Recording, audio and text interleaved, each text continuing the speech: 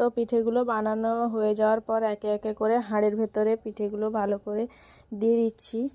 আর আগেকার দিনে মাটির হাঁড়িতে ভাপানো হতো, তো সেই হাঁড়িগুলো এখনও আছে। তো এখন তো কারোর বাড়িতে মাটির হাঁড়িতে ভাপানো দেখি না, এখন প্রায় ওই তোমার স্টিলের বেলার ওপরে ভাপানো হয়, না হলে ওই স্টিমার আছে, স্টিমারে করে এখন সবাই ভাপিয়ে নেয়।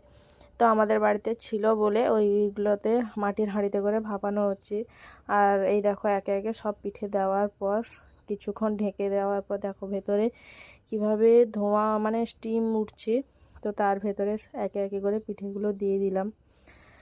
তো কেমন লাগছে পিঠেগুলো দেওয়ার পর? আগেকার দিনের মাটির হাঁড়িতে ভাপানো পিঠে, কিন্তু মাটির হাঁড়িতে ভাপানো পিঠের স্বাদ আর একটা তোমার ওই স্টিমারে ভাপানোর স্বাদ সম্পূর্ণ আলাদা। তুমি একবার টেস্ট করে দেখবে, সম্পূর্ণ স্বাদ আলাদা।